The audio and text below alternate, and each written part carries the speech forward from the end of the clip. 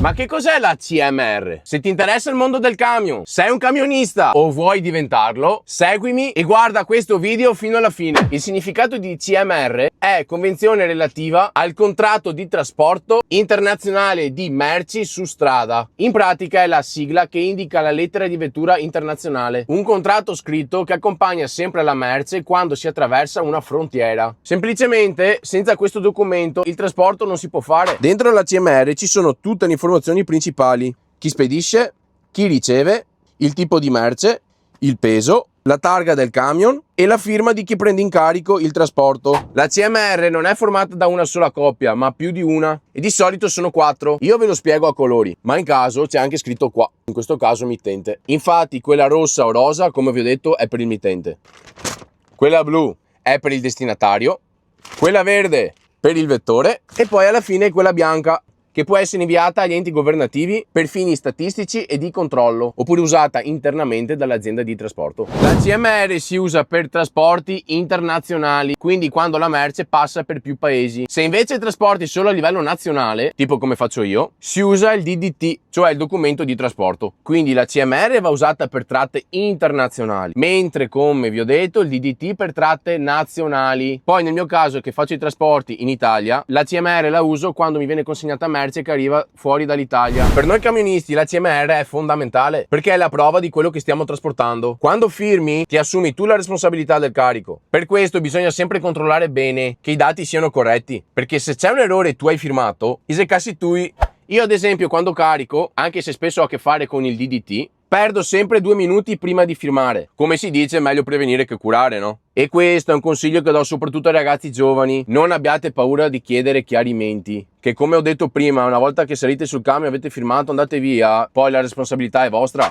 Questa era una spiegazione veloce su cos'è la CMR e soprattutto per farvi capire quanto è importante per il nostro lavoro. Fatemi sapere nei commenti se volete altri video come questi, quindi su documenti, regole di ogni giorno o tutto quello che è il mondo del camion. Ci vediamo al prossimo video, ciao!